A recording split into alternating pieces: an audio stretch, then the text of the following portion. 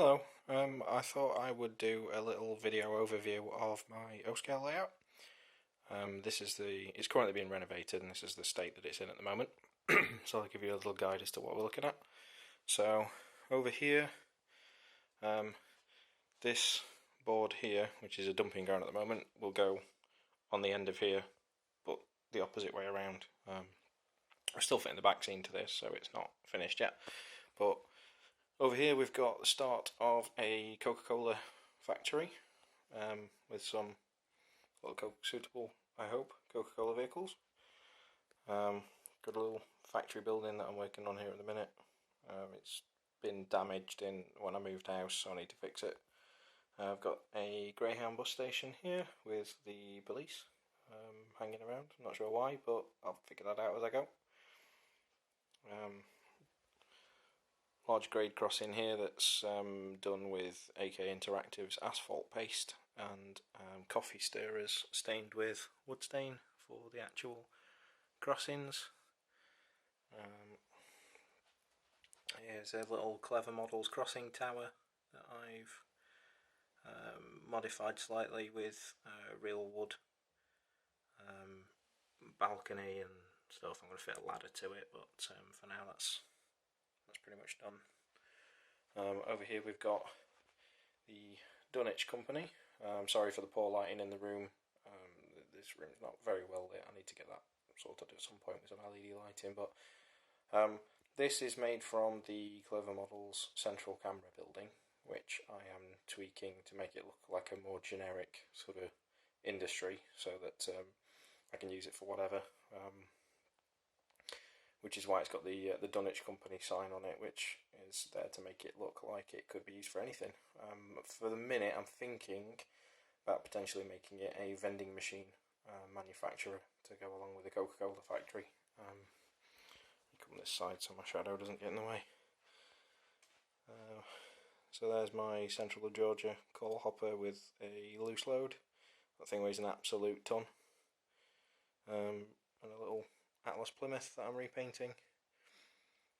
Little phone booth at the front here. And then this is a work in progress section here.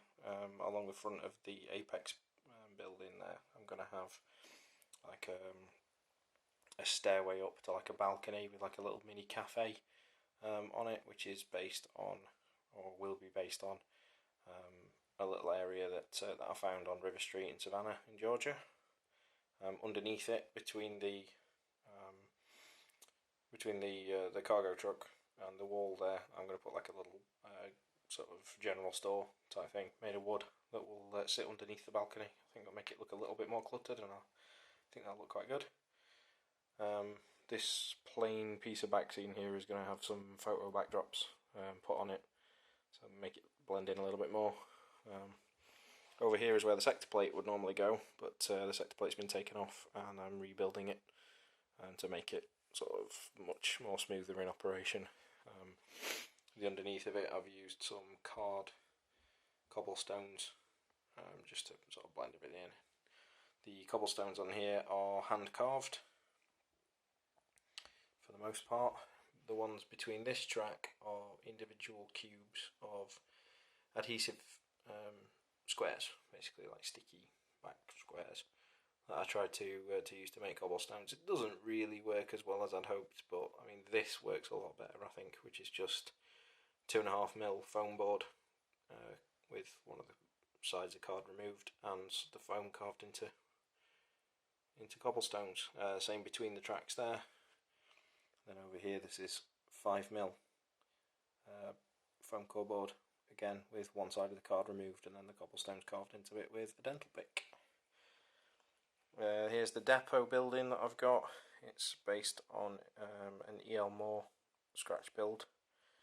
It was a kit I found online and I cannot for the life of me figure out where I found it. That's that part. And then last over here we've got the start of kind of like a hybrid amalgamation of what is on River Street in Savannah, because that's where the whole street running section was inspired by. So on this edge here, I'm going to have a little bit here with like a little fountain in front of it. That's inspired by the River Street Inn.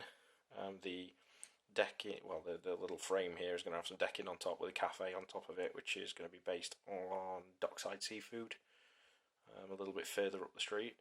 The sector plate's going to extend through a little hole in the back seam there, just to give the layout an extra bit of length so I can fit an extra freight car on it when I'm switching. That's going to be done up to look like it goes underneath a building in a similar way to the Hyatt Hotel that sits over River Street, which the railroad used to run underneath. And then out front here, last of all, got a little builder supply merchants, which is very, very basically under construction. Not got much done there. The office building's made by Kitwood Hill Models, a company in the UK, which makes really nice ON30 O scale craftsman kits. And then that's pretty much it, really. Over here, above the cash market, there's going to be sort of like a taller structure, as you can see there. This little set of stairs going up to it is going to lead up to like a little stone sort of outcropping that's going to have a balcony on top of it with tables and chairs and such on there, and then above it is going to be like a jazz bar or a blues bar. And underneath the baseboard, we've got a little Bluetooth speaker that we're going to use to play blues music at shows, and that should hopefully add a little bit of a third dimension to the layout. And that's it, really. There's a lot of work to go before the layout's due at its next show in Warley at the National Exhibition Centre in Birmingham in November, but fingers crossed I can get it done. Okay, cool. Thanks for watching. Cheers.